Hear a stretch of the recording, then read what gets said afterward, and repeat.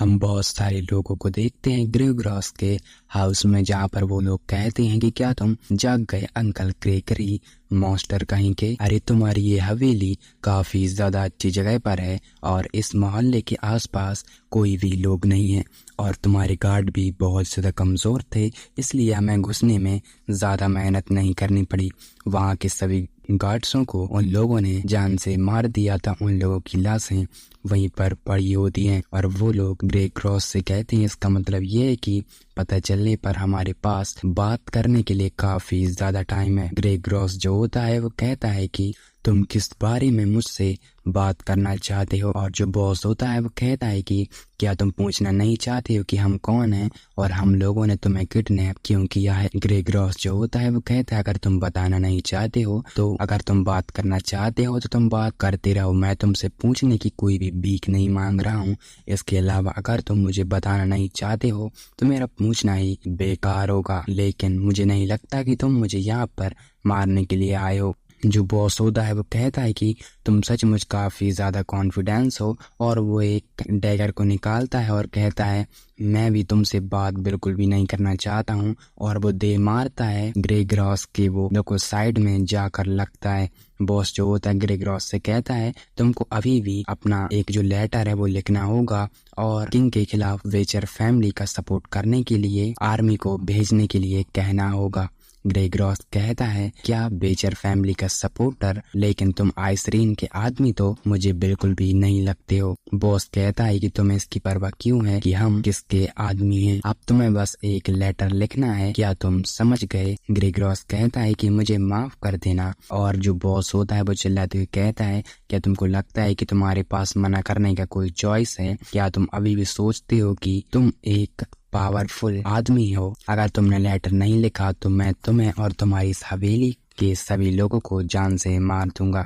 Grey gross कहता है कि क्या तुम मुझे मारना चाहते हो तो तुम मुझे मार सकते हो, लेकिन अगर तुम मुझे मार डालोगे तो तुम्हारे लिए जो लेटर है और मेरे जो सिग्नेचर और जो सील है वो तुम कभी भी नहीं लगा पाओगे, क्योंकि मेरे डेथ के तुरंत बाद मेरा जो पूरा वसीयत है वो मेरे बेटे के नाम पर और मेरा जो टाइटल है वो भी उसे दे दिया जाएगा। ये एक वसीयत है जिसे साबित कर दिया जाएगा, यहाँ तक कि किंग भी इसमें कोई भी एंटर नहीं कर सकता है। फिल्डर तुम जैसे आदमी को मेरा किडनैप करने के लिए कैसे भेज सकता है, और ग्रे ग्रॉस को ये पहले से पता था कि ये लोग फिल्डर के आदमी हैं।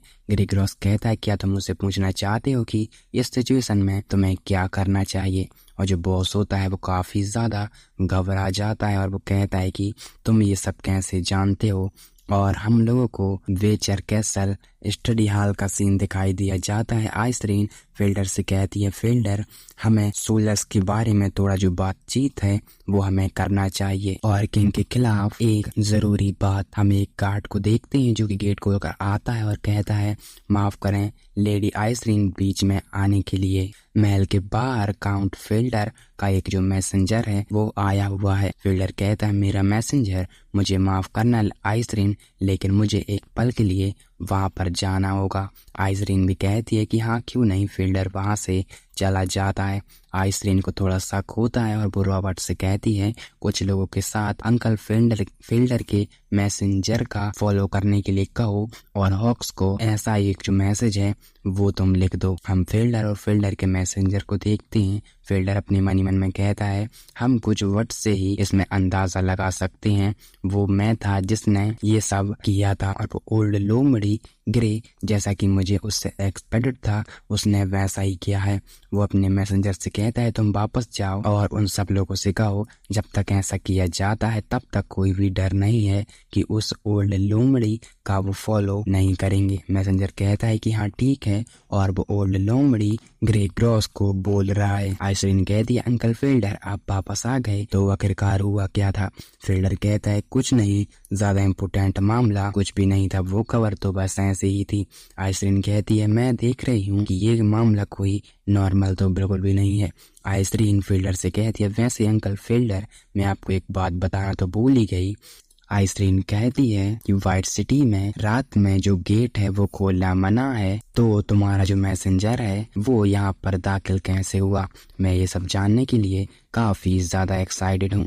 जिसे सुनकर फिल्डर भी थोड़ा हैरान पड़ जाता है और हमें हाउस ऑफ ग्रेगरी का सीन दिखाई दिया जाता है, जहाँ पर एक जो शख्स होता है वो कहता है, ये भगवान इतने टाइम के बाद भी वो अभी तक नहीं आया।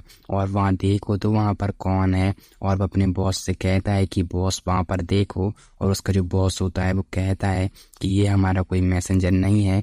और हम लेडी सैली और डेनोस को देखते हैं, जो कि दोनों वहाँ पर आ चुके थे। और बॉस जो होता है वो कहता है कि मैं तो उसे जानता भी नहीं हूँ, और वो कहता है कि ये तो ग्रेगरी की बेटी सैली है। आइसरीन अपने घर में एंटर करती है और कहती है, हाल में इतना अंधेरा क्यों है और मोमबत्ती की रोशनी यहाँ पर क्यों नहीं। और हमें पता चलता है कि उसके साथ जो ग्रे की बिल्ली थी वो भी आई होती है। ग्रे सैली कहती है, क्या बात है, मेरा वेलकम करने वाला यहाँ पर तो कोई भी नहीं है। मेरे ग्रैंडपा को बताया कि वाइट सिटी में भर्ती की गई जो सभी मेड है ना, मैं उन लोगों को बाहर निकलवा दूंगी। एक बार उन्हें बाहर निकाल दूं फिर बस में उन्हें कभी भी नहीं आने दूंगी। और हम देखते हैं कि जो बॉस होता है वो उसके पीछे ही आ गया होता है, और उन लोगों ने लेडी सैली को भी वहीं पर बांध दिया होता है।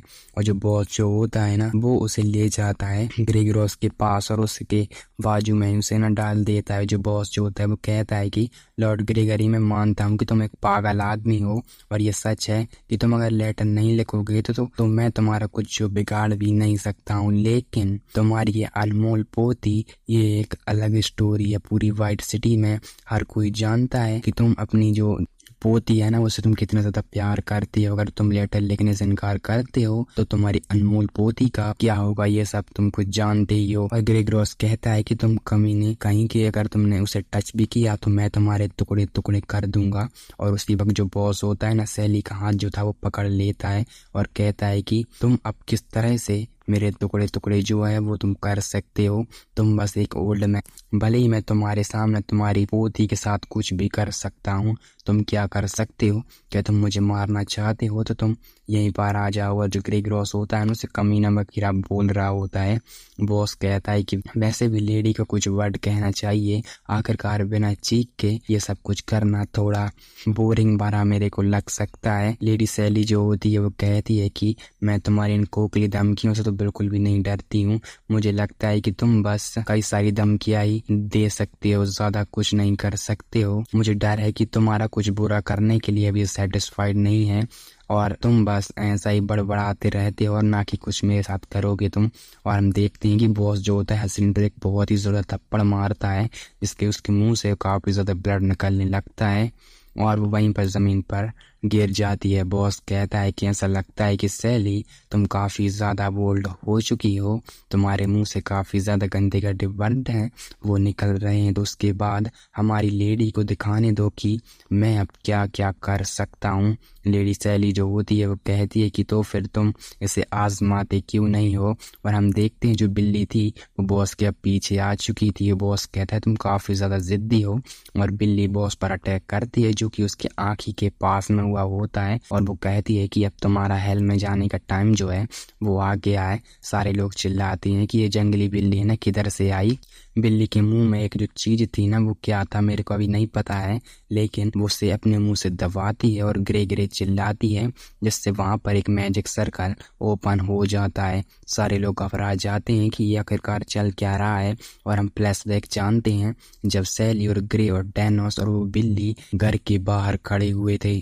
ग्रे कहता है कि तुम्हारा घर काफी ज्यादा बड़ा है। सैली कहती है इतनी देर में एक भी रोशनी नहीं है, शायद मेरे को लग रहा है कुछ गड़बड़ है। बिल्ली कहती है अच्छा चलो तो फिर हम अंदर देख कर ही पता लगाते हैं कि क्या गड़बड़ है। सैली कहती है कि नहीं बिल्कुल भी नहीं, उस हवेली में कम से कम 20 रूम हैं और कम से कम 4 सीक्रेट कमरे हैं। अगर हम पहले ग्रैंडपा का जो करेक्ट लोकेशन है उसे अगर हम पता लगा पाते हैं तो उन्हें ढूंढना काफी ज्यादा आसान हो जाएगा। ग्रे कहता है कि तो फिर हमें क्या करना चाहिए। सैली जो होती है वो कहती है इस मामले में मुझे अकेले अंदर जाना होगा, वहां पर बुरे लोग हो सकते हैं, वो लोग मेरे साथ कुछ बुरा बर्ताव करने का ट्राई भी कर सकते हैं। सर नाइट टाइम आने पर क्या आप सीक्रेट तरीके से क्या मुझे आप फॉलो कर सकते हैं। ग्रे जो होता है वो कहता है कि मुझे इस बात का डर नहीं है, मेरा जो आर्मर है इससे मुझे थोड़ा छिपने में और चुपचाप आने में थोड़ा प्रॉब्लम हो सकता है, लेकिन अगर मुझे तुम्हारे फादर का करेक्ट लोकेशन मिल जाए तो मैं सीधा वहां पर आ सकता हूँ। जब तक तुम मेरी बिल्ली को अपने पास रखो। बिल्ली ग्रे से कहती है कि तुम करना क्या चाहते हो, भले ही हमें उसका लोकेशन पता नहीं है और इसकी रिपोर्ट करने के लिए मुझे तुम तक आने में काफ़ी ज़्यादा देर हो सकती है। ग्रे कहता है मैं तुमसे बाहर आकर रिपोर्ट करने को नहीं कह रहा हूँ, तुमको इसे कुछ देर के लिए अपनी गर्दन पर लटकाना होगा। बिल्ली कहती है आखिरकार ये क्या है। ग्रे कहता है कि इसका नाम डिस्पोजेबल तावीज है जो मैंने एक चुड़ैल से चुराया था। जब तुम्हें वो जगह मिल जाए तो उस जमीन पर इसे पटक देना और मेरा नाम जोरों जोरों से चिल्लाना, तब मैं ट्रांसमिशन के रास्ते से मैं तुम्हारे पास तुरंत पहुंच जाऊंगा। अब हमारा सीन प्रेजेंट में आता है। बॉस कहता है अचानक से हो क्या रहा है, कोई आदमी अचानक से हवा में कैसे आ सकता है। सैली कहती है ये एक मैजिक है और वो आदमी एक होली स्पिरिट का यूजर है जो कि वो इस मैजिक को भी इस्तेमाल कर सकता है। और अब तुम्हारे पाप सभी सामने आ गए हैं और तुम्हारी स्पिरिट भी उठ गई है हर उस कोने में जहाँ पर सूरज चमकता है और शैडो नजर आती है। ग्रे वहां पर आकर अपना इंट्रो देता है और कहता है मेरा नाम ग्रे है और मैं हूँ सिल्वर मून नाइट। मैं होली स्पिरिट के नाम से तुम लोगों को एक मंजूरी देता हूँ और हम उसी परी को देखते हैं। और हमें बताया जाता है एक मैसेंजर जो कि आमतौर पर इसी रास्ते में भटकता रहता है। बॉस का एक जो मेंबर होता है ना, वो कहता है बॉस ये लड़का सिल्वर मून राइडर नाइट है जो हाल ही में सुर्खियों में आया है। बॉस जो होता है वो कहता है कि मुझे पता है लेकिन वो काफी ज्यादा अच्छा हो सकता है, लेकिन वो यहाँ पर अकेला है। और वो लोग कहते हैं कि चलो उसे एक साथ हम मारने का ट्राई क्यों नहीं करते। सारे लोग ग्रे पर अटैक करने के लिए आगे बढ़ते हैं और एक जो शख्स होता है ना, ग्रे पर अपनी स्वॉर्ड से वार कर देता है। ग्रे उसे आसानी से डॉज कर लेता है जो कि उसकी साइड में से ही गया था। ग्रे उसी वक्त अपना एक जो किक होता है ना उस पर मारता है और कहता है तुम इसका स्वाद क्यों नहीं चखते हो। और वहां पर हम देखते हैं उसकी किक से इतना ज्यादा जो दबाव था वो वहां पर पैर हुआ था कि सारे लोगों की वहीं पर फट चुकी होती है और सारे लोग चिल्लाते हैं कि वो फिजिकल रूप से तो काफी ज्यादा स्ट्रांग है। और ग्रे पर फिर से वार हुआ होता है। सारे लोग चिल्लाते हैं कि तो सारे लोग उसे चारों ओर से घेर लो, हम उसे हॉस्टेज बना लेंगे। ग्रे जो होता है वो कहता है कि तब भी तुम कुछ भी करो लेकिन जीतूंगा तो मैं ही। ग्रे पर उस बॉस ने अटैक कर दिया था।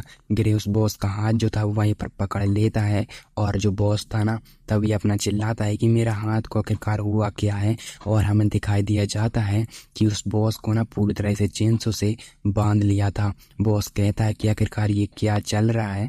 और मैं तुम्हें बता दूं कि ग्रे ने इस चेंस का यूज तब किया था जब वो कैप्चर का दरवाजा उखाड़ कर ले आया था अपना वेपन बनाने के लिए, और वो तब भी इन्हीं चेंसों का यूज कर रहा था। ग्रे की ये एक बेंडिंग टेक्निक होती है जिससे वो सभी लोगों को बहुत ही बुरी तरह लगातार मारते हुए जा रहा था। वो लोगों को जान से तो नहीं मारता है लेकिन काफी ज्यादा चोटिल कर देता है। ग्रे क्रॉस सैली से पूछता है कि सैली क्या तुम ठीक हो। सैली कहती है मैं ठीक हूँ, लेकिन आप कैसे हैं ग्रैंडपा। ग्रे क्रॉस कहता है कि मैं भी ठीक हूँ। ग्रे क्रॉस अपने मनी मन में कहता है लेकिन ये नाइट, और वो अपने मनी मन में कहता है वो आखिरकार तरीका क्या था जिससे वो अचानक यहाँ पर अपीयर हुआ। और वो चेंस जो अचानक से उसके पास आई काफी ज्यादा बड़ी अमाउंट में और बड़ी एक रोशनी लेकर।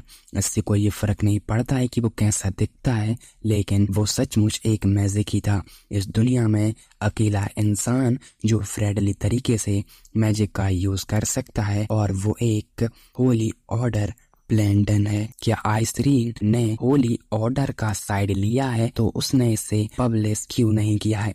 ऐसा लगता है कि वेचर फैमिली और आइसरीन की एबिलिटीज के बारे में मुझे और ज्यादा जांच करने की जरूरत है। गिरे कहता है तो फिर मिस सैली हमें इन लोगों के साथ क्या करना चाहिए। सैली गिरे के पास आती है और कहती है मैं इनका ध्यान रख लूंगी, तुम इन सबको मुझ पर छोड़ दो। वैसे लेडी सैली अब उस बॉस से कहती है क्या तुम्हारा नाम एडी डेनियल है। डेनियल जो उस बॉस का नाम होता है, वो बॉस कहता है तुम्हें मेरा नाम कैसे पता। लेडी आइसरीन डेनियल से कहती है मैं बहुत कुछ जानती हूँ, आखिरकार मैं एक आजाद वुमेन हूँ, मैं हर दिन किसी न किसी खबर को तो पता लगाती हूँ। लेडी सैली कहती है एग्जाम्पल के लिए तुम्हारी मदर के अलावा तुम्हारा फैमिली 38 सोफरा स्टेज में रहता है जो कि एक ब्लाइंड है, और मेरी उम्र की तुम्हारी एक सिस्टर भी है। डेनियल चिल्लाते हुए कहता है तुम्हारे साथ कि उनके साथ कुछ मत करना, मेरा बिजनेस के साथ उन लोगों का कोई भी लेना देना नहीं है। लेडी सैली कहती है नहीं, तुम्हारी फैमिली को मैं क्यों मारूंगी भला, मुझे उनसे कोई भी शिकायत नहीं है, मैं बस सच बताना चाहती हूँ कि इससे कोई फर्क नहीं पड़ता कि तुमको किसने यहाँ पर भेजा है और किस कारण से तुमने ग्रेगरी फैमिली पर हमला किया जिसमें तुम फेल रहे। तुम्हारा उन गवाहों का होना जिन्हें तुमने मिशन में फेल किया है, इसके बाद ग्रेगरी फैमिली पर तुम्हारा ये हमला करने का जो तुम्हें ऑर्डर दिया गया था, यहाँ तक कि मैं जानती हूँ कि तुम कौन हो और तुम्हारा फैमिली तो फिर जिसने तुमको यहाँ पर भेजा है उसके बारे में मुझे तुम बताते क्यों नहीं हो। अब मैं तुमको 2 चॉइस देती हूँ, पहला तुम पुराने बदमाशों की तरह तुमको यहाँ पर किसने भेजा है वो तुम मुझे बताओ, और दूसरा तुम यहीं पर मारे जाओगी और मैं दिखावा करूंगी कि आज रात कुछ हुआ ही नहीं और तुम्हारी फैमिली को भी इसमें नहीं फंसाया जाएगा। डेनियल कहता है कि 2 तरीके, बस उस आदमी के खिलाफ जाकर तुम अपनी फैमिली को मौत के घाट उतारोगी, ज्यादा कुछ नहीं। मिस सैली, आई होप कि तुम अपनी बात पर बनी रहोगी और मेरी फैमिली के साथ कुछ नहीं करोगी। और अचानक से उसके मुंह से खून आने लगता है और उसकी डेथ वहीं पर हो जाती है। सैली कहती है क्या उसने अपने दांतों के बीच छिपे उस पॉइजन कैप्सूल को काट लिया और वो काफी ज्यादा दयावान था। लेडी सैली ग्रेगरॉस के पास जाती है और कहती है क्या हुआ ग्रैंडपा, क्या कुछ गलत है। ग्रेगरॉस कहता है वेचर फैमिली हमें लेने के लिए यहाँ पर आया है।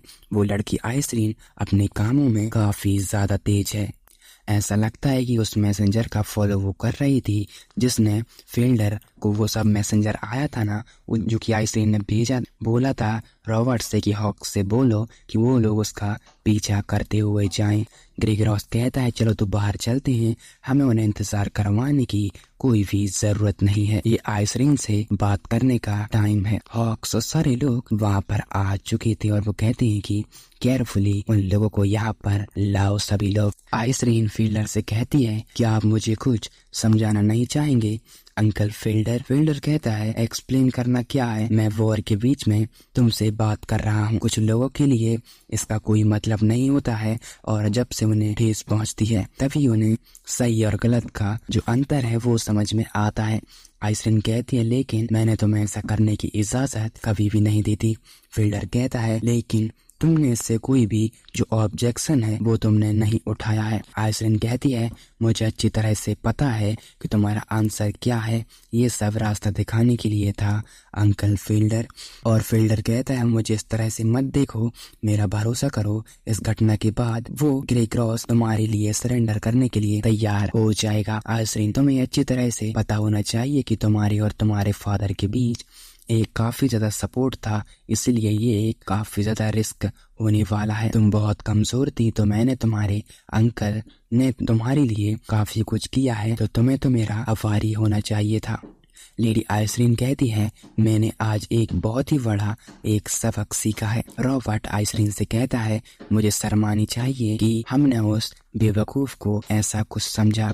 वो दोनों चलते हुए जा रहे थे। रॉबर्ट आइसरीन से फिर से कहता है वेचर फैमिली को एक लेटर भेजने के बाद पुराने काउंट ने खुद को एक दुर्घटना में शामिल कर लिया ताकि ग्रेगरी फैमिली को लगे कि वेचर फैमिली ही वो है जिसने ये सब कुछ किया है। उसने आपको शुक्रिया देने के लिए कहने की हिम्मत कैसे की, मुझे उसके लिए दया होने की जरूरत नहीं दिखती है। माय लेडी आइसरीन कहती है शांत हो जाओ रॉबर्ट, हम उस पर हमला करने के लिए एक साथ शामिल होंगे तो ठीक है। अगर फील्डर का ये कोई बाहरी मकसद है तो कुछ ऐसा है जिसे देखकर मुझे खुशी होगी, और इससे भी ज्यादा कि अकाउंट ग्रेगरी ठीक है और ग्रे के लिए शुक्रिया जो कि पुरानी अकाउंट ठीक है और ऑक्स वहां पर गया है और उन लोगों को सक्सेसफुली लाया ही है। लेकिन ग्रे सचमुच उस जगह पर कर क्या रहा था? ऑक्स कहता है ऐसा लगता है कि ग्रे को भी फील्डर ने निशाना बनाया था और वो सुरागों का फॉलो करते टाइम वो उन्हें ढूंढने में कामयाब रहा। हम ग्रे ग्रॉस को देखते हैं जो कि पट्टियां वगैरह उसे लपेट दी गई थी। आइसरीन वहां पर आती और कहती है देर से आने के लिए मुझे माफ करना अंकल फील्डर। अंकल ग्रेगरी कहता है अभी बहुत ही ज्यादा देर नहीं हुई है। ग्रेगरी कहता है क्या तुमने फील्डर से इस बारे में बात की? आइसरीन कहती है कि हाँ मैंने इसमें बात की है। ग्रेगरी कहता है तो फिर उसने इस बारे में क्या बताया? आइसरीन कहती है उसका कहना है कि मुझे ग्रेगरी फैमिली को कंट्रोल में करने के लिए मदद के लिए उसने ये सब करा है, इसलिए मैं इस टाइम ऐसा कोई कदम उठाने में नाकाम हूँ। लेकिन मुझे चिंता है कि वो एक किंग का चूहा हो सकता है। ग्रेगरी इसके जवाब में कहता है वो इतना सरल नहीं है। अगर आज वो मुझ पर हाथ डालता है तो वो सचमुच वेचर फैमिली में भी अशांति पैदा कर सकता है। एक बार जब वो वेचर में अशांति पैदा करता है तो किंग के लिए सेना का भेजना कोई बड़ी बात नहीं होगी।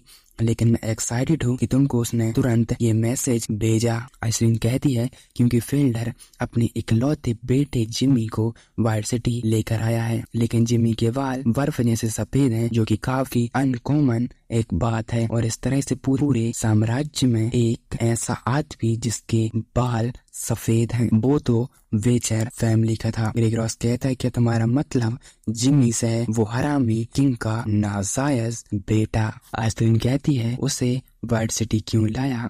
क्या इससे कोई वो हम पर हमला वगैरह करने का एक उसे मौका मिल रहा है? ग्रेगरॉस कहता है मैं नहीं समझ रहा हूँ कि हम उसका इंतजार कर रहे हैं लेकिन हम उसे देख रहे हैं। हम फील्डर को देखते हैं जो कि पैदल चलता हुआ कहीं पर पहुंच चुका था। वो गेट को ओपन करता है और उसे वहीं पर वही बच्चा मिलता है जिमी कहता है दिन के इस टाइम मेरे पास तुम्हारी आने की हिम्मत कैसे हुई? ऐसा लगता है कि तुम किसी मुसीबत में हो फादर। और उसी वक्त जो फील्डर था वो अपना सिर नीचे झुकाता है और कहता है मुझे माफ कर देना सर, मैं सचमुच आपसे माफी मांगना चाहता हूँ। जिमी कहता है ठीक है तुम्हें दयावान होने की कोई जरूरत नहीं है, मुझे ये बातें सुनना पसंद नहीं है। मुझे बताओ ऐसा क्या हुआ है जिससे तुम मेरी मदद के लिए यहाँ पर आए हो? फील्डर कहता है ये सिल्वर नाइट की वजह से है। पोर्ट हैमलेट की शुरुआत के बाद उसने कई बार हमारी प्लानिंग को नाकाम साबित किया है। वो एक अजीब आदमी है, कोई नहीं जानता कि वो कहाँ से आया है। ज्यादातर वो एक बच्चे की तरह बर्ताव करता रहता है लेकिन वो बहुत ही ज्यादा लचीला है और गपशप मारने में काफी ज्यादा अच्छा है। लेकिन वो स्ट्रॉन्ग इतना ज्यादा है कि 100 आदमियों को उसमें हराने का दम है। सबसे इम्पोर्टेंट बात यह है कि वो आइसरीन के लिए वफादार है, इसलिए उसका कैरेक्टर काफी ज्यादा परेशान करने वाला है। और जिमी जो होता है वहां पर अपनी कुछ चमगादड़ें रिलीज करता है और कहता है तुम उस सिल्वर मून नाइट को गायब करना चाहते हो तो ठीक है मैं तुम्हें इसमें मदद जरूर करूंगा। और अब मैं तुम्हें इसके बारे में बता देता हूँ, इसका नाम जिमी नहीं बल्कि जोन्स है और ये असल में एक वम्पायर है। जोन्स कहता है आखिर में मैं भी उस आदमी के बारे में जानने के लिए काफी ज्यादा एक्साइटेड हूँ। और उसकी जो चमगादड़ें थी वो खिड़की से बाहर जा रही थी और हम उसी परी को देखते हैं जिसने उसकी चमगादड़ को पकड़ लिया था। वो परी कहती है नया टारगेट मिल गया, बस एक कम उम्र का वम्पायर जिसे निपटाने का रिक्वेस्ट किया गया था। लेकिन कोई एंजल से कहता है इसके बारे में छोड़ो, तुमको लिच के लिए प्रोटोकॉल का फॉलो करना होगा जब तक कि दूसरा साइड किसी ह्यूमन को ना नुकसान पहुंचाए। तुम देख सकती हो और क्या तुम नहीं देख सकती हो? और जो परी थी वो थोड़ा बुरा मुंह बना लेती है और उससे फिर कोई कहते है अरे तुमने अभी अभी थू की है ना, मुझे पता है। और जो परी थी ना अब वो उस चमगादड़ को वहीं पर छोड़ देती और कहती है नहीं टीचर ये आपकी गलती है, मैं कहूंगी कि मैं उसके लिए काफी ज्यादा केयरफुल हूँ। पहले एक लिच और अब एक वम्पायर। शायद कुछ दिनों में एक या दो मॉन्स्टर सामने आते जा रहे हैं। समझौते के कारण हम इन अपेयर होते हुए इन लोगों को देख सकते हैं और कुछ न कुछ ये लोग बुरा करेंगे ही। उसकी मास्टर कहती है शांत हो जाओ कैथरीन, अगर हम किसी नियम का पालन नहीं करेंगे तो हम में और उनमें कोई अंतर नहीं रह जाएगा। और उस परी का नाम कैथरीन होता है। कैथरीन कहती है खैर ये सिर्फ इतना है कि मुझे एक बुरा अंदाजा है कि फ्यूचर में सिटी में काफी ज्यादा लोग एंटर करने वाले हैं। सुबह हो चुकी थी और आइसरीन ग्रेगरॉस के पास जाती है और कहती है मैं डिफेंस तैनात करने के बारे में आप सबकी राय जानना चाहती हूँ। और वहाँ पर फील्डर भी मौजूद होता है। फील्डर कहता है क्या वहाँ पर ओल्ड लोमड़ी की सेना के साथ हम मेरा जो गार्ड है हम वो पॉइंट पर थोड़ा और चौड़ा नहीं कर सकते हैं। जो ग्रेगरॉस होता है वो कहता है मुझे मेन पॉइंट पर कोई प्रॉब्लम नहीं है, लेकिन प्लीज मेरा जो आर्मी है वो इस आदमी के लोगों के साथ तो बिल्कुल भी नहीं रहेगा, नहीं तो कौन जानता है कि वो मेरी पीठ में कब छुरा को घोंप दे। फील्डर कहता है कि तुम बिना किसी मूवमेंट के हमारी ओर से किंग के खिलाफ लड़ने की तैयारी कर रहे हो। और वहां पर हम वम्पायर जोन्स को देखते हैं जो कि भागता हुआ आता है और फील्डर से कहता है डैड। और जो फील्डर होता है उसे उठा लेता है और कहता है तुम यहाँ पर क्या कर रहे हो, तुम्हारा जो हेल्थ है अभी वो अच्छा नहीं है, तुम्हें कमरे में जाकर आराम करने की जरूरत है। जोन्स कहता है लेकिन आप जब से यहाँ पर आए हैं आपने मेरे साथ खेला नहीं है। फील्डर कहता है मुझे माफ कर देना लिटिल जिम्मी, लेकिन तुम्हारे फादर अभी काफी ज्यादा बिजी हैं, क्या तुम किसी तरह से किसी और के साथ नहीं खेल सकते हो। और जो जॉन्स होता है वो कहता है कि तो ठीक है मैं उस नाइट के साथ खेलना चाहता हूँ, उस वाइट आर्मर वाले नाइट के साथ। और हम देखते हैं जो ग्रे होता है वो कहता है लिटिल जिम्मी क्या तुम खेलना नहीं चाहते हो, हम महल के अंडरग्राउंड में कैसल में क्यों जा रहे हैं। जॉन्स कहता है चिंता मत करो हम जल्दी ही वहाँ पर पहुँच जाएंगे। जॉन्स कहता है तुम्हारा वेलकम है इस अंडर ग्राउंड में जहाँ में कोई भी परेशान नहीं करेगा, सिल्वर मून नाइट। और हम देखते हैं कि उसके साथ मतलब ग्रे के साथ सैली भी आई होती है। सैली कहती है अंडरग्राउंड खेल का मैदान, क्या ये वाइट सिटी की डंजन नहीं है, तुम हमें यहाँ पर खेलने के लिए क्यों लाए हो लिटिल जिम्बी। और जॉन्स जो होता है वो कहता है यंग लेडी प्लीज तुम जो कह रही हो उसमें केयरफुल रहो, मैंने बस सिल्वर मून लाइट को इनवाइट किया था, तुम यहाँ से किधर आ गई। सैली कहती है क्या फर्क पड़ता है, वैसे भी मैं उस मीटिंग में बोर हो रही थी तो मैंने सोचा मैं तुम्हारे साथ खेल ही लूं। जो जॉन्स होता है वो कहता है ठीक है अगर तुम हमारे साथ खेलना चाहती हो तो तुम्हें इस पर थोड़ा जोर देना होगा। ये एक सरल गेम है जिसमें एक बहादुर शख्स और इसमें एक ड्रैगन है। ऐसा कहा जाता है ये बहुत टाइम पहले डंजन में एक ड्रैगन रहा करता था। सिटी में आने वाली व्हाइट सिटी की उस राजकुमारी को उसने किडनैप कर लिया, जिसमें काफी ज्यादा उसे गुस्से का सामना करना पड़ा। आखिरकार वो बहादुर आदमी सामने आया और उसने उस ड्रैगन को मार डाला। और ये काफी ज्यादा एक बेहतर स्टोरी थी ना। और तभी वो अपनी द आइज ऑफ इल्यूजन का यूज करता है जिससे वो सारे लोग उसकी चपेट में आ जाते हैं। और जॉन्स कहता है तुम वो बहादुर आदमी हो, मतलब वो सैली से कहता है और ग्रे से कहता है और तुम वो ड्रैगन हो क्योंकि ड्रैगन मारा गया था उस बहादुर शख्स के हाथों और तुम दोनों एक इमोर्टल एनिमीज हो। तो फिर चलो इसे शुरू करो। हम देखते हैं ग्रे ने अपनी स्वॉर्ड को निकाल लिया था और वो कहता है तुम प्रिंसेस और तुम एक दूसरे से फाइट करोगे, एक बहादुर शख्स और एक नाइट। लेकिन ग्रे को पूरा होश था,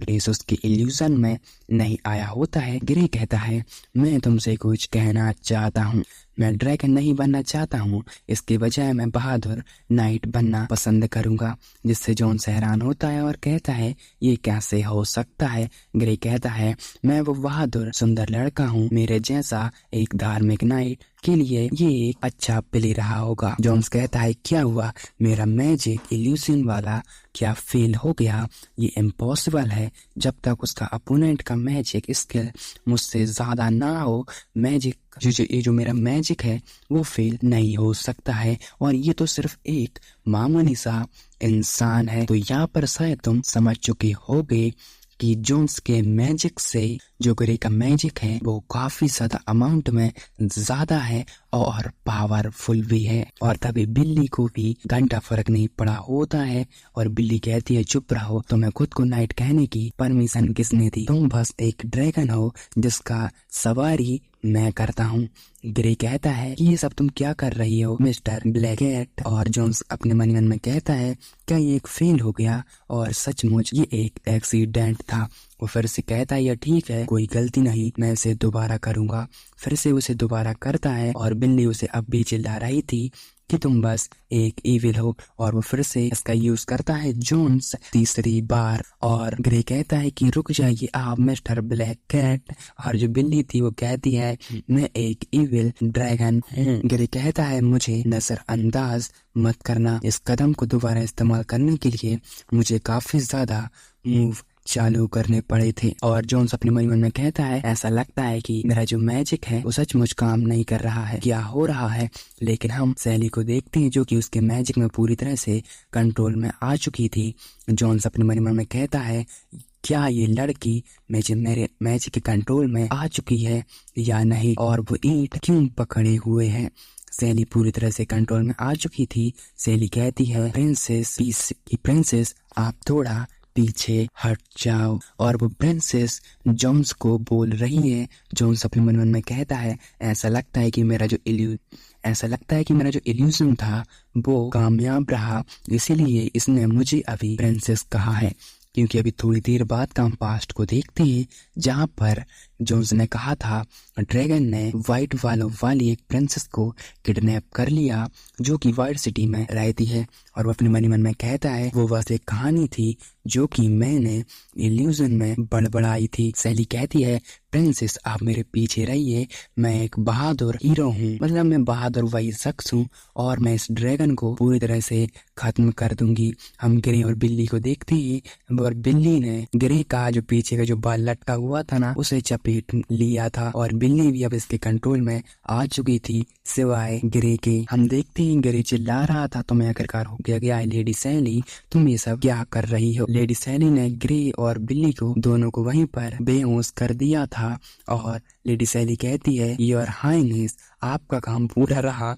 और इसे ईविल में देखकर जोन्स पूरी तरह से हैरान हो चुका था और कोई चिल्लाता है कि तुम मेरे पास मत आओ, तुम कोई भी जल्दी मत करना। और हमें बताया जाता है, ऐसा कहा जाता है कि व्हाइट सिटी के तहखाने में एक चीख अभी भी गूंज रही है।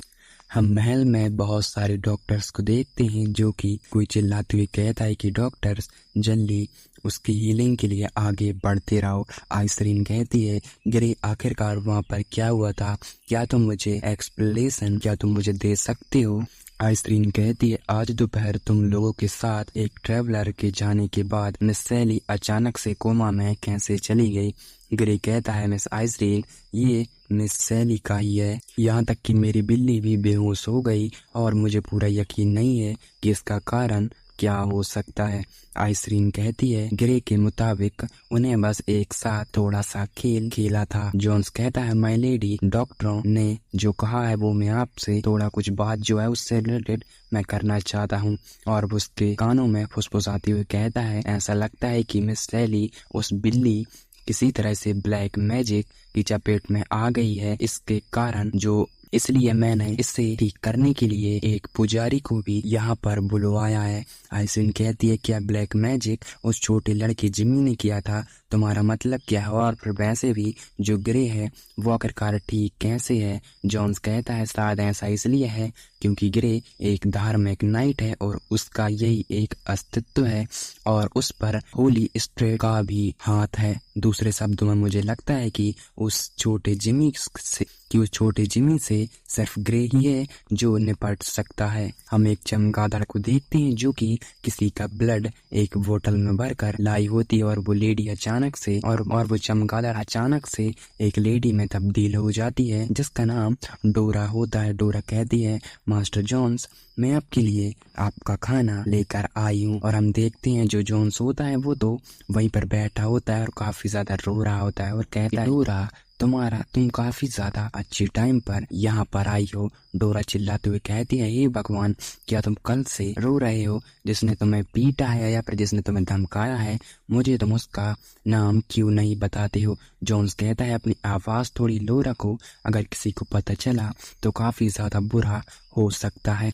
जोन्स कहता है, एक इंसानी लड़की ने मुझे ईंट मारने की धमकी दी है और मैं जानता हूँ कि वो मुझे सामने पब्लिश बिल्कुल भी नहीं करेंगी। मुझे खुद पर शर्म आ रही है और मैं इसका बदला लेने की सोच रहा हूँ। डोरा कहती है, क्या बिग सिस्टर तुम्हें गले लगाना अच्छा लगता है? अगर कोई और होता तो तुम्हें ये जो चांस है ना, वो तो बिल्कुल भी नहीं मिलता।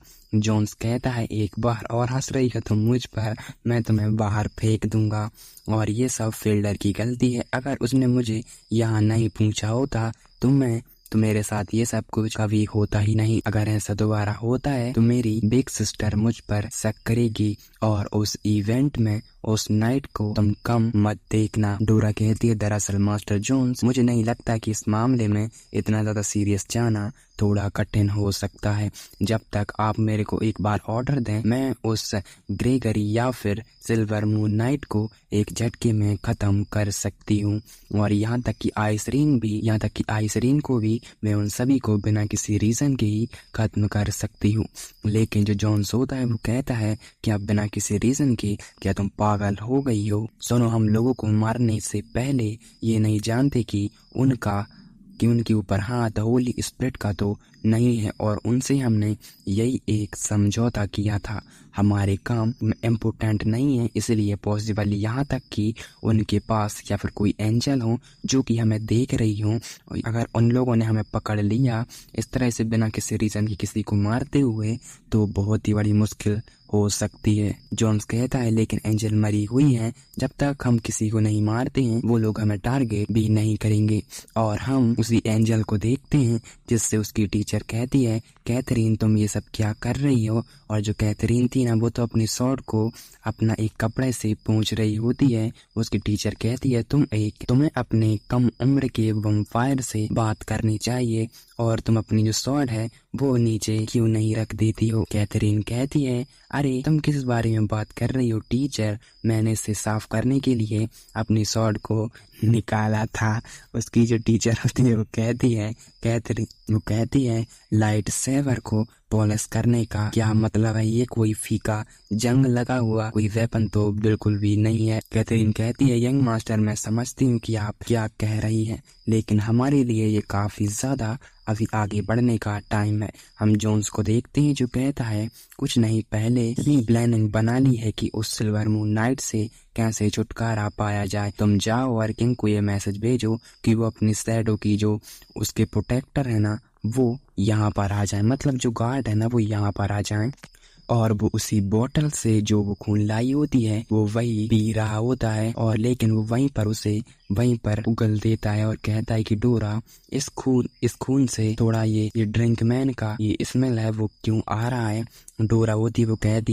डोरा कहती है, आखिरकार ये एक ड्रिंक मैन से ही निकाला गया खून है। और जोन्स कहता है, ड्रिंक, क्या तुम्हें खून निकालने के लिए कोई सुंदर लड़की नहीं मिली? जो डोरा होती है वो कहती है, यंग मास्टर, घाव पर ये थोड़ा शक पैदा किए बिना ही नशे में धुत लोगों को ही खून निकालने के लिए इस्तेमाल किया जा सकता है। ये अफवाहें उत्तरी ब्लड क्लैन से ही हैं जो कि जिंदा रहने के लिए सुअर्स के खून पर भरोसा करना शुरू कर देंगे, और मैं तुम्हें कोई सुअर का खून तो बिल्कुल भी नहीं पिलाना चाहती हूँ। और जोन्स कहता है, मुझे खून की परवाह है, लेकिन मुझे ये अट्रैक्ट बिल्कुल भी नहीं कर सकता है। डोरा कहती है, बस रुको, मैं जोन्स ब्लड रेस को फिर से रीइंकारनेट चाहो तो मैं कर सकती हूँ। आशा है कि तुम मास्टर ये सब समझ गए होगे मास्टर जोन्स। और हम देखते हैं सुबह का सीन, जहाँ पर जब जोन्स उठता है तो सूरज की रोशनी उस पर पड़ रही थी, जिससे जोन्स काफी ज्यादा चिल्ला रहा था और कहता है, तुम मेरे रूम में क्या कर रहे हो? और यहाँ पर गिरे आ चुका था। गिरे कहता है, मुझे तुम्हारे साथ खेलने का ऑर्डर दिया गया है लिटिल जिम्मी। मिस आइसरीन ने मुझे स्पेशल तरीके से कहा है तुम्हारा ख्याल रखने के लिए। मिस आइसरीन ने ये भी कहा है कि पिछली बार हमने जो खेल खेला था वो थोड़ा खतरनाक था, तो इस बार हम एक फैमिली भरा एक खेल खेलेंगे। तो मैं आज से तुम्हारे फादर का जो कैरेक्टर है मैं वो निभाऊंगा। तो चलो बाहर धूप में टहलने के लिए चलते हैं। लेकिन जैसे जैसे सूरज की रोशनी उस पर पड़ रही थी वैसे वैसे वो लगातार चिल्ला रहा था और वो वहीं पर गिर जाता है। गिरे कहता है तुम्हें क्या हो गया है मेरे सन। और हम बताया जाता है ग्रेट ब्लड रेस को फिर से रिवाइव करने की राह पर अभी भी एक लंबा रास्ता तय करना था। हम एक शख्स को देखते हैं जो कि कहता है कि वहाँ पर तो देखो, और हम देखते हैं कि ग्रे के साथ एक छोटा बच्चा भी आया होता है जो कि डेनोस के ऊपर ही बैठकर जा रहा होता है, और ये और कोई नहीं बल्कि जॉन सी होता है। सारे लोग वहाँ पर कहते हैं कि silver moon night good morning, और जो ग्रे होता है वो सब लोगों को गुड मॉर्निंग भी कहता है। जॉन्स बैठा बैठा वहाँ पर कहता है कि मेरा एंड ऐसा क्यों हुआ है जबकि मैं बेस्ट हूँ। हम फ्लैशबैक जानते हैं जब ग्रे ने कहा होता है उससे कि मुझे माफ कर देना मेरे बेटे, मैंने कभी नहीं सोचा था कि तुम सनलाइट से इतना ज्यादा डरते हो। और जॉन्स जो होता है वो कहता है कि पर्दे बंद करो वरना सचमुच मुझे कुछ हो जाएगा। ग्रे कहता है लेकिन लिटिल जिम्मी एक नाइट के बेटे को ऐसा कमरे में बंद नहीं रहना चाहिए, तुमको धूप से बचने का एक रास्ता खोजना और मदर फादर बच्चे के बीच बातचीत के लिए अपने फादर के साथ तुम्हें बाहर जाना चाहिए। और जोन्स जो होता है वो कहता है कि कौन सा तुमसे बातचीत करना चाहता हूँ मैं, तुम मुझसे बात करने के आदी हो चुके हो, मेरे कमरे से बाहर निकलो या मुझे किसी को बुलाना पड़ेगा। ग्रे कहता है तुम ऐसा कभी नहीं कर सकते हो, आखिरकार मिस आइसरीन ने मुझसे पूरे दिन तुम्हारे साथ खेलने के लिए कहा है, तो चलो तुम्हारा फादर तुम्हारे साथ बाहर घूमने के लिए चलेगा लिटिल जिम्मी। और ये काफी ज्यादा इंतजार भरा है। जिम्मी जो होता है वो चिल्लाते हुए कहता है तुम्हें क्या हो गया है, तुम मेरा बात जो है वो क्यों नहीं सुन रहे हो। और हम देखते हैं ग्रे जो होता है ना जिम्मी के पास में एक बहुत ही ज्यादा जोरदार एक पंच करता है जिससे उसका जो पीछे वाला दीवार का हिस्सा था ना वो पूरी तरह से टूट चुका होता है। ग्रे जो होता है वो कहता है मिस आइसरीन ने मुझे यहाँ तक कि ये तक बोला है कि मैं तुम्हें पीट भी सकता हूँ। तो लिटिल जिम्मी क्या तुम अब मेरे साथ नहीं जाना चाहते हो।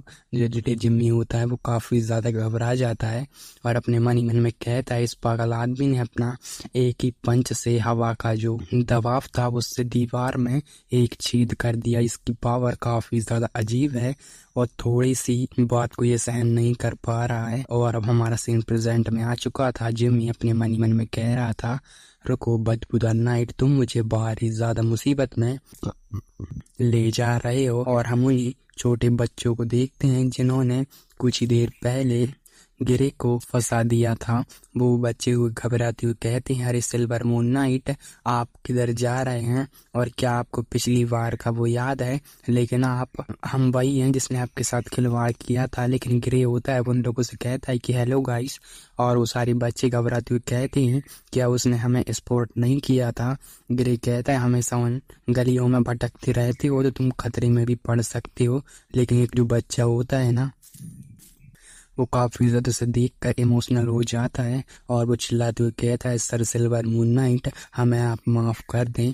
गिरी जो होता है उसे थोड़ा कुछ भी समझ में नहीं आ रहा होता है। वो बच्चे चिल्लाते हुए कहते हैं कि पिछली बार आपको हमारी वजह से काफी ज्यादा मुश्किल जो थी वो झेलनी पड़ी थी। हम सभी चर्च में गोद लिए हुए अनाथ हैं और व्हाइट सिटी के वॉर के लिए तैयार होने की सिचुएशन आने के बाद हम चर्च की उसी संकट में हम पड़ गए थे। हम भले ही बोले वाले हैं आपको ये छोटे से लाइफ के लिए हमने इतना ज्यादा आपको परेशान किया। जब आपको कुछ भी पता चला तो आपने उस पादरी को ना अपना जो सारा कुछ पैसा वगैरह था ना उसे आपने दान में दे दिया। पादरी मतलब जो चर्च का लीडर होता है ना उसे ही पादरी कहा जाता है। और वो बच्चे कहते हैं कि हमारे मन में आपके लिए काफी ज्यादा रिस्पेक्ट जो है वो आ चुका है। Sir silver moon night grey से देखकर काफी ज्यादा खुश होता है। ग्रे कहता है मैंने वही किया जो एक नाइट को करना चाहिए, इसे तुम सीरियसली मत लो, ना ही इसे तुम मेरी पर्सनालिटी पर जाओ। सभी नाइट ऐसे ही होते हैं लेकिन एक नाइट जिसने बच्चे कहते हैं लेकिन आप अकेले ऐसे नाइट हैं जिसने हमारी मदद की है, तो अब हम आज से कसम खाते हैं कि जब हम बड़े होंगे तो हम आप ही की तरह एक ग्रेट नाइट जो है वो हम बनेंगे।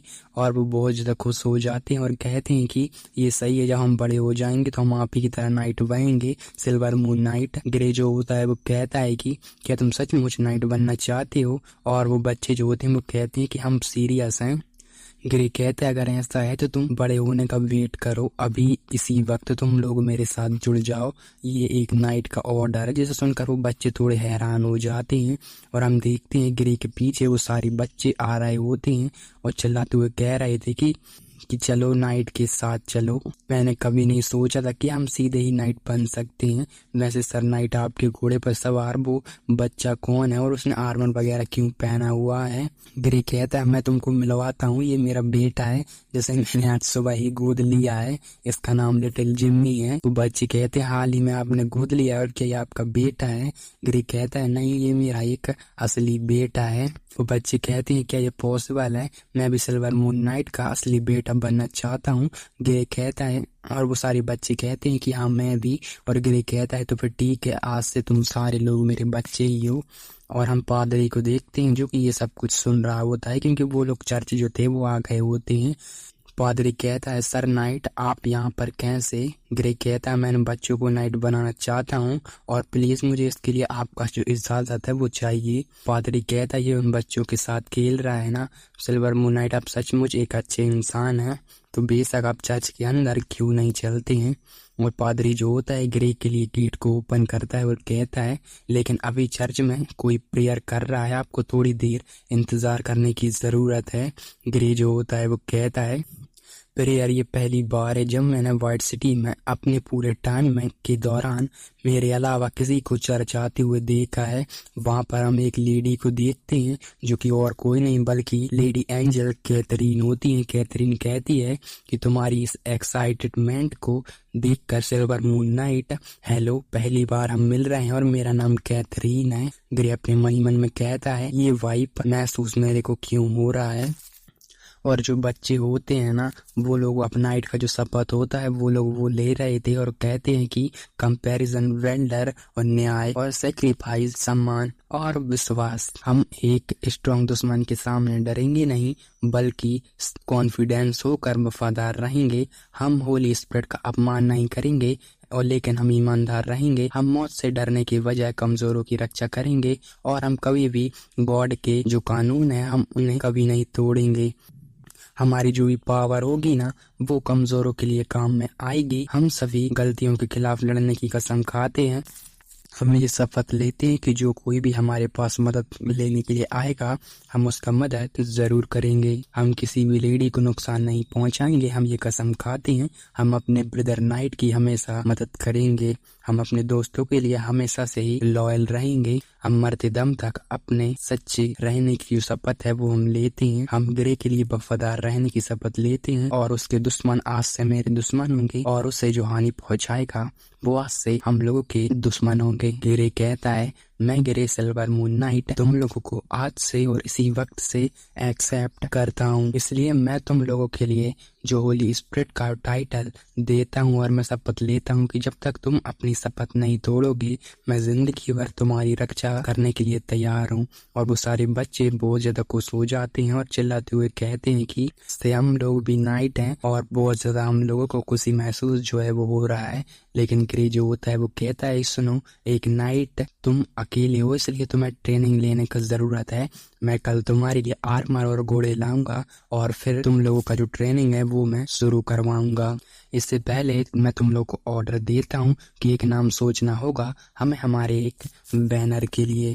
और वो सारे बच्चे से देखकर काफी ज्यादा खुश होते हुए जा रहे थे और वो लोग कहते हैं कि बॉस ग्रे ये सचमुच आप बहुत ज्यादा अच्छे कमांडर हैं। और ये ग्रे जो होता है वो कहता है ये कहना कितना बेवकूफी भरा है, आज से मैं तुम्हारा कोई बॉस नहीं बल्कि आज से मैं तुम्हारा कैप्टन हूँ। और हम देखते हैं ग्रे को उसी वक्त कैथरीन का महसूस होता है। ग्रे अपने मन में कहता है यही वो रास्ता है जिसे मैंने तुम्हारे लिए चुना है। मुझे अफसोस है नाइट बनने का ग्रे चर्च में एंटर करता है और हम देखते हैं कैथरीन भी वहां पर बैठी होती है। ग्रे अपने मन मन में कहता है, हालांकि मैं उसी दिन से तैयार था जब मैं नाइट बना था, मैंने कभी नहीं सोचा था कि इतनी जल्दी आ जाएगा। हालांकि इसे जानबूझकर छिपाने की कोशिश की जा रही है, लेकिन इससे कोई भी दिक्कत नहीं है। ग्रे तभी अपने मन मन में कहता है, ये तो एक एंजल है, मुझे क्या करना चाहिए, मुझे डिफीट करने के लिए यहाँ नहीं आइए, क्या मुझे भागने का रास्ता ढूंढना होगा। और तभी वो कहती है कि नहीं, तुम्हें कहीं पर भी नहीं जाना चाहिए। ये सब कैथरीन कह रही थी। कैथरीन कहती है, आखिरकार तुम कानून को नहीं तोड़ रहे हो और ना ही लोगों को नुकसान पहुंचाने की कोशिश कर रहे हो, मैं बस तुम्हारे लिए एक्साइटेड हूँ, तो चलो हम बैठकर बात क्यों नहीं करते हैं। ग्रे कैथरीन के बाजू में ही बैठ जाता है, जिससे वो थोड़ा घबराता रहा था, और वो कहता है कि एक्सक्यूज मी। और जो लेडी कैथरीन होती है वो कहती है, मैं जानती हूँ कि तुम नाइट क्यों बनना चाहते हो, ये लिच के टेक्निक के साथ बिल्कुल भी फिट नहीं बैठता है। ग्रे कहता है कि तुम्हारा नाइट से मतलब क्या है, और नाइट जो होते हैं ना वो काफी ज्यादा कूल होते हैं और तुमको हर एक दिन लेजेंड जैसा महसूस होता है और लोग तुम्हारा सम्मान करते हैं, और इससे बेहतर आखिरकार चीजें क्या ही होनी चाहिए। कैथरीन कहती है, क्या बेवकूफ कारण है, क्या किसी को ये कहना चाहिए कि मुझे एक मामूली डायन मोस्टर होने पर शर्म आती है। लेकिन कैथरीन कहती है कि शायद तुमको लगता है कि तुम नाइट बनना अच्छा है, लेकिन ये सचमुच कोई आसान रास्ता नहीं है। एक दिन जब तुम दूसरों का सम्मान हासिल कर पाते हो और यहाँ तक कि गॉड भी तुम्हारे फैसले पर सवाल उठाते हैं, तो क्या तुम नाइट बनना और तुमको खुश ये रहेगा, बल्कि तुमको और भी ज्यादा इसमें मुश्किलों का सामना करना पड़ेगा। तो क्या तुम अब भी नाइट बने रहना चाहते हो। और ग्रे जो होता है अपने मन मन में कहता है, एक नाइट हो ना, मुझे पता है कितना ज्यादा पेनफुल हो सकता है, मुझे समझ में नहीं आया। इसके अलावा लेडी आइसरीन और एक अच्छी लॉर्ड हैं और मुझसे वो सवाल नहीं करती हैं। लेडी एंजल को भी मुझसे बात करने के लिए लेडी आइसरीन के बारे में थोड़ा सा जानना चाहिए। और ग्रे अब वहां से निकल चुका होता है, रात जो थी वो हो चुकी होती है। तभी कोई कहता है, Lord night, silver moon night. और हम देखते हैं जो एक वहाँ पादरी जो था ना चर्च वाला, वो आ गया होता है और वो कहता है कि लगा आप थोड़ा काफी से दूर आ गए हैं। ग्रे कहता है, मिस्टर पादरी। और जो पादरी जो होता है ना वो कहता है, मैं आपको शुक्रिया कहने के लिए आया हूँ सिल्वर मून नाइट, आपकी मदद से जो बच्चे हैं ना वो थोड़ी शरारत करते थे पहले, लेकिन उन्होंने आज पहली बार जो बुक है ना वो पढ़ना शुरू कर दिया है, और आपकी मैं जितनी ज्यादा तारीफ करूं उतनी ज्यादा कम है। लेकिन आप जैसे एक धार्मिक नाइट को प्योर एक ऑर्डर पहचानना चाहिए। ग्रे जो होता है वो कहता है कि एक प्योर ऑर्डर, आखिरकार तुम्हारे से मतलब क्या है। पादरी कहता है, दूसरे शब्दों में कहूँ तो क्या तुम प्योर ऑर्डर की मोहर के लिए एप्लीकेंट करने में मदद कर सकते हो।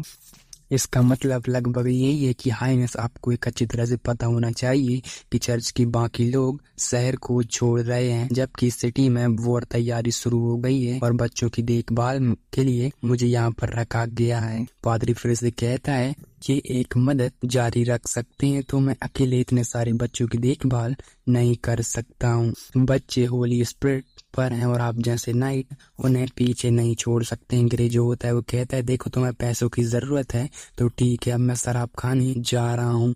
और जो पादरी होता है वो कहता है, आप शराब खाने क्यों जा रहे हैं, और शराब खाने वो फिर से जुआ खेलने के लिए जा रहा है। और हम देखते हैं जोन्स को, जो कि कहता है कि मास्टर जोन्स। डोरा वहां पर आ गई होती है और डोरा कहती है कि आप जिंदा हैं अभी भी, शुक्र है कि आप अभी जिंदा हैं, तुम इतने ज्यादा पीले क्यों हो, तुम्हें आखिरकार फिर से क्या हो गया है। जो जॉन्स होता है वो कहता है कि तुम इमेजिन भी नहीं कर सकती हो कि मुझ पर आज क्या बीत रही है। और वो घबराते हुए कहता है, उस बेवकूफ चेहरे वाले नाइट के पास आज सुबह सुबह वो मेरे पास आया और बोला कि मैं तुम्हारा फादर बनना चाहता हूँ।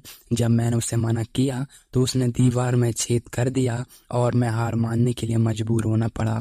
फिर उसने मुझ पर आर्मर डाला और मुझे पूरा दिन कड़ी धूप में वो घुमाता रहा। बेइज्जती भरी बात तो यह है कि मुझे वो चर्च में खींच लिए गया। मैंने अपनी जिंदगी में मैं कभी भी चर्च नहीं गया था, और तुम्हें पता होना चाहिए कि चर्च में भगवान की मूर्ति को कैसे देखा जाए। और मैं मुस्कुराया जब मैं अंदर ही बेहोश हो गया और मैं लगभग मरने ही वाला था। डोरा जो होती है वो हंस रही होती है और जो जॉन्स होता है वो कहता है कि तुम मुझ पर हंस रही हो, ऐसा चीजें सामने आना काफी ज्यादा बुरा है और तुम मुझ पर ऐसा कैसे कर सकती हो। डोरा जो होती है उससे गले लगाती है और कहती है मास्टर जोन्स आप बहुत ज्यादा प्यारे हैं, इसलिए उदास मत होइए, डोरा आपको हक कर लेगी। जोन्स कहता है कि मुझे जाने दो बेवकूफ डोरा। डोरा कहती है वैसे यंग मास्टर अगर आप इतने ज्यादा दुखी हैं तो मैं किंग से सीधे सोल्जर्स भेजने के लिए कह सकती हूँ। और जो जोन्स होता है वो कहता है कि मैं नहीं करूंगा, मुझे नहीं लगता कि अगर मैं जबरदस्ती से ले लूंगा तो मैं उसका सिंहासन पर बैठ सकता हूँ। तुम चिंता मत करो, मैं उस ब्लड रेस को फिर से रिवाइव करूंगा। आज से मैंने जिन तूफानों का एक्सपीरियंस किया है वे स्ट्रांग बनने के लिए हेवन से मिलते जुलते हैं। मुझे उस ब्लड रेस के सम्राट को कोई भी नहीं रोक सकता है, वैसे भी कुछ भी नहीं है। डोरा कहती है वैसे भी यंग मास्टर जोन्स जैसा कि आपसे एक्सपेक्टेड था। और हम शराब खाने का सीन देखते हैं जहाँ पर कुछ लोग होते हैं वो कहते हैं कि यार उस नाइट का पास सचमुच कुछ ज्यादा ही स्किल है। और एक शख्स होता है वो कहता है बेवकूफ वो काफी ज्यादा नुकसान भरा है। ग्रे जो होता है वो कहता है कि ठीक है मैं फिर से जीत गया। एक शख्स कहता है ऐसा नहीं हो सकता, मैंने अपने सारे कार्ड जो हैं वो मेरे बदल कैसे गए। और ये काफी ज्यादा सेटिस्फाइड भरा नहीं है। हम ग्रे को देखते हैं, ग्रे ने बहुत ही ज्यादा पैसा कमाया हुआ था। ग्रे कहता है मुझे आशा है कि पादरी इससे काफी ज्यादा खुश होगा। और एक शख्स आता है कि ये और कहता है कि ये नाइट तुम वहां पर रुकते क्यों नहीं हो, क्या तुम मुझे कुछ और वो वहां पर आता है और कहता है तुमने मुझे इस महीने का जो मेरा सारा सैलरी था वो तुमने मेरे से ले लिया है। ग्रे जो होता है वो कहता है कि आखिरकार तुम्हें चाहिए कितना। और जो शख्स होता है वो कहता है कि 50 सिल्वर के सिक्के मेरे को चाहिए। ग्रे जो होता है वो कहता है कि ठीक है अब मैं ये तुम्हें दे देता हूँ। और कहता है कि दोबारा यहाँ पर मत दिखना। ग्रे कहता है लेकिन मैं बाकी के तुम्हें नहीं दे सकता हूँ, मुझे इसे चर्च में दान करना होगा। कुछ लोग ये सब सुन रहे थे और वो शख्स कहता है ये ठीक है मैं इसे अपने काम के लिए जरूर करूंगा। वहां पर कुछ लोग और आते हैं और वो लोग कहते हैं कि लॉर्ड सिल्वर मून नाइट सचमुच हमें भी कुछ पैसों की जरूरत है। वो लोग कहते हैं कि मेरी मदर को बुखार है और उसे ठीक करने के लिए बहुत सारे पैसों की जरूरत है। और दूसरा शख्स कहता है मेरे बच्चों को स्कूल में पढ़ाना है और आपके गरीबों की मदद नहीं कर सकते हैं। और वो कहते हैं कि मेरा फैमिली घर खरीदने के लिए कामयाब नहीं है, तो आप बहुत ज्यादा दयालु हैं, आप हमारी मदद क्यों नहीं करते हैं। हम देखते हैं कि ग्रे खाली हाथ वहां से लौट रहा था। ग्रे कहता है सिर्फ पादरी को मैं कुछ और लोगों के पैसे की जरूरत थी, मुझे अगले कुछ दिनों में और ज्यादा पैसा खोजने की जरूरत है। ग्रे के पास 2 सिल्वर सिक्के थे और ग्रे कहता है मेरे पास सिर्फ ये बचा हुआ है, लेकिन मिस्टर पादरी को ये पसंद जरूर आएगा। हम देखते हैं एक बच्चे को जो कहता है कि बॉस ग्रे, और वो चिल्लाते हुए कहते हैं वो सभी बच्चे कि हमने आपके ऑर्डर के मुताबिक एक नाम सोच लिया है, हम इसे आज और अभी से सिल्वर मून नाइट का सुपर ऑर्डर कहने हम जा रहे हैं। मतलब कि ये इन लोगों की टीम का नाम है। हमने ऑर्डर के मुताबिक बैनर पर पूरी रात काम किया है और आज बहुत ज्यादा अच्छा है, इसलिए हम इस सिटी में जो नाइट वाला ट्रेनिंग है ना वो हम शुरू करने जा रहे हैं। ग्रे जो होता है काफी ज्यादा खुश होता है और एक बच्चा कहता है वैसे बॉस क्या आपका बेटा आज नहीं आया है। ग्रे कहते अरे मैं तो उसके बारे में भूल ही गया था, मैं घर जाऊंगा और लिटिल जिम्मी को अपने साथ लेकर आऊंगा। और हम डोरा को देखते हैं जो कहती है कि मास्टर जोन्स, और जोन्स जो होता है वो कहता है कि मुझसे बात मत करो, मुझे तुम अकेला क्यों नहीं छोड़ देती हूँ। डोरा कहती है कि क्या हुआ, क्या कुछ गलत है। जोन्स कहता है कि गलत, और जोन्स बताते हुए कहता है कि सोमवार को उसने घोड़े की सवारी करना सीखने के लिए वो मुझे धूप में घसीट से ले गया और मंगलवार को मैंने तेज धूप में तलवारबाजी सीखी, लेकिन उस बेवकूफ नाइट की तलवारबाजी मेरी तलवारबाजी से काफी ज्यादा बेस्ट थी।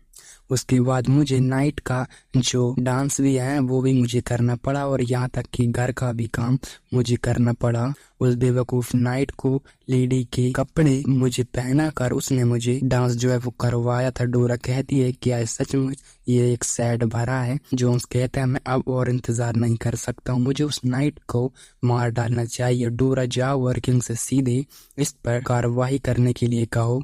डोरा कहती है लेकिन क्यों? पहले ही आपने नहीं कहा था जब तक काम पूरा नहीं होगा तब तक आप ऐसा नहीं करेंगे। जोन्स चिल्लाते हुए कहता है कि अब सिचुएशन बदल गई है, अगर मुझे सीधे उसे मार डालना चाहिए तो इसका और ज्यादा मतलब क्या होगा? डोरा कहती है मैं समझ गई कि आपका प्लान क्या है। डोरा वहाँ से चले जाती है और हम एक सोल्जर को देखते हैं जो कि कहता है काफी ज्यादा जरूरी रिपोर्ट मैं लेकर आया हूँ। वो चिल्लाते हुए कहता है किंग बियर्ड बी ने अपनी सभी प्रजा के लिए एक रिपोर्ट भेजी है। जिन किंग को ये लेटर मिला है उन्होंने राजधानी की दिशा में अपना जो एक आर्मी वगैरह है ना वो इकट्ठा कर लिया है। आयसरी ने सुनकर कहती है ऐसा लगता है कि किंग वॉर करने के लिए करीब आता जा रहा है, इसलिए वो प्रोटेक्ट लाइन को डिफेंस लाइन पर लेता हुआ जा रहा है। हम जोन्स को देखते हैं। जोन्स डोरा से कहता है वो बच्चों के लिए घुड़सवारी करवाना चाहता है लेकिन वहाँ उतने घोड़े नहीं थे, इसलिए मुझे जमीन पर बैठाया और बच्चों के लिए उसने घुड़सवारी करवाई। डोरा कहती है जोन्स कहता है शायद अब मैं मरने वाला हूँ। डोरा जो होती है वो कहती है यंग मास्टर मैं किंग को फिर से बुलाने के लिए जा रही हूँ। और फिर से हम एक सोल्जर को देखते हैं जो कि आइसरीन के पास जाता है और कहता है कि रिपोर्ट फिर से आई है। किंग ने अपने सोल्जर्स को सीधे राजधानी से हटा दिया गया है। क्या बेड भी बेचारे डिची का थोड़ा सा कमी नहीं देख रहा है? हम जोन्स को फिर से देखते हैं। जोन्स फिर से डोरा से कहता है मैं पहले से यहाँ पर लेटा हुआ हूँ, चलो मुझे तुम ऊपर क्यों नहीं ले जाती हो? डोरा कहती है यंग मास्टर। हम फिर से उसी सोल्जर को देखते हैं जो कि फिर से चिल्लाते हुए कहता है कि एक जरूरी रिपोर्ट आई है बरसात के मौसम में अपने जो सोल्जर्स को उसने दलदल से निकालने का जो फैसला है वो ले लिया है। हम आइसरीन को देखते हैं जो कहती है कि किंग ने बरसात के मौसम में दलदल को पार करने और अपने खाने और बर्फीले पहाड़ों पर दिन रात एक रहने का वहां पर उसने वादा जो है वो कर ही लिया है। वहां पर हम दोनों ग्रेगरी और फील्डर को भी देखते हैं जो कि वहां पर बैठे होते हैं। आइसरीन कहती है आप दोनों अंकल इसके बारे में क्या सोचते हैं? फील्डर कहता है कि शायद वो बूढ़ा किंग ऐसा ही कर सकता है।